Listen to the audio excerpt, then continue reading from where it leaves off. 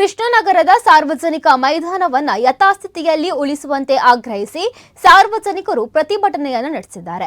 ಮಂಗಳೂರಿನ ಭೋಂದೇಲ್ ಸಮೀಪದ ಕೃಷ್ಣನಗರದಲ್ಲಿ ಕಳೆದ 30 ವರ್ಷಗಳಿಂದ ಸಾಂಸ್ಕೃತಿಕ ಧಾರ್ಮಿಕ ಚಟುವಟಿಕೆಗಳಿಗೆ ಮತ್ತು ಸ್ಥಳೀಯ ನಿವಾಸಿಗಳ ಮಕ್ಕಳು ಹಾಗೂ ಯುವಕರು ಆಟವಾಡುತ್ತಿರುವ ಸಾರ್ವಜನಿಕ ಮೈದಾನದ ಜಾಗವನ್ನ ಸರ್ಕಾರವು ಜಿಲ್ಲಾ ಆರೋಗ್ಯ ಕೇಂದ್ರಕ್ಕೆ ಬಿಟ್ಟುಕೊಟ್ಟಿದೆ. ಆ ಜಾಗವನ್ನ ಸಾರ್ವಜನಿಕ ಮೈದಾನವಾಗಿ ಯಥಾಸ್ಥಿತಿಯಾಗಿ ಕಾದಿರಿಸುವಂತೆ ಊರಿನ ಸರ್ವ ನಾಗರಿಕರಿಂದ ಪ್ರತಿಭಟನೆ ನಡೆದಿದೆ.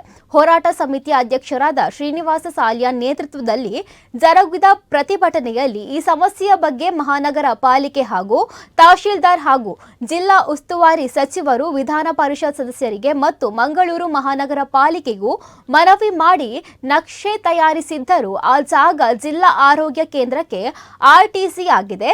ಇದಕ್ಕೆ ಮುಖ್ಯ ಕಾರಣ ಸಂಬಂಧಪಟ್ಟ ಅಧಿಕಾರಿ ವರ್ಗದ ಬೇಜವಾಬ್ದಾರಿ ಎಂದು ಆಕ್ರೋಶ ವ್ಯಕ್ತಪಡಿಸಿದ್ದಾರೆ.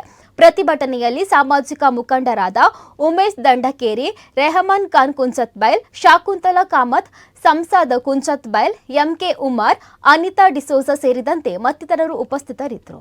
ಈ ಇಲ್ಲಿಯ ಜಾಗ ಇವರು ಜಿಲ್ಲಾ ಆರೋಗ್ಯ ಕೇಂದ್ರದವರು ಅವರ ಇದೇನು ಇಲ್ಲಿ ಆಸ್ಪತ್ರೆ ಏನಾಗುದಿಲ್ಲ, ಎಲ್ಲ ಕೆಲವರು ಹೇಳ್ತಿದ್ದಾರಂತೆ ಇಲ್ಲಿ ಆಸ್ಪತ್ರೆ ಆಗಿತ್ತು, ಅದು ಆದರೆ ಒಳ್ಳೆಯದಲ್ಲ ಹಾಗೆಲ್ಲ ಹೇಳ್ತಾರೆ. ಇವತ್ತು ಪೇಪರಲ್ಲಿ ಕೂಡ ಉಂಟು.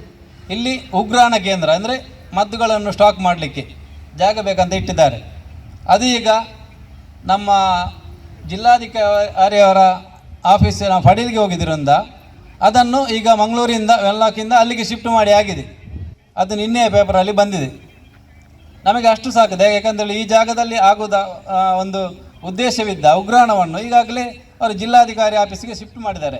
ಅಲ್ಲಿ ಬೇಕಾದಷ್ಟು ಜಾಗ ಇದೆ, ನಮಗೆ ನಾವು ಅಲ್ಲಿಯೇ ಮಾಡ್ತೇವೆ ಅಂತ ಅವರಿಗೆ ಪೇಪರಲ್ಲಿ ಆರೋಗ್ಯಾಧಿಕಾರಿಯವರು ನಿನ್ನೆ ಕೊಟ್ಟಿದ್ದಾರೆ ಪ್ರಜಾವಾಣಿಯಲ್ಲಿ.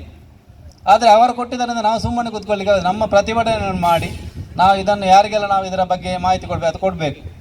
ಅದಲ್ಲದೆ ಅರೇನಾಥ್ ಅವರು ಕೂಡ ಮೊನ್ನೆ ಹೋಗಿ DC ಒಂದು ಲೆಟರ್ ಕೊಟ್ಟಿದ್ದಾರೆ ಅಂತ ನಮಗೆ ಗೊತ್ತಾಗಿದೆ. ಒಳ್ಳೆಯ ಉದ್ದೇಶ, ಯಾಕಂತ ಹೇಳಿದ್ರೆ ನಮಗೆ ಯಾರು ಮಾಡಿದರೂ ಚಿಂತೆ ಇಲ್ಲ, ನಮ್ಮ ಊರಿನವರಿಗೊಂದು ಇಲ್ಲಿ ಗ್ರೌಂಡ್ ಉಳಿಬೇಕು.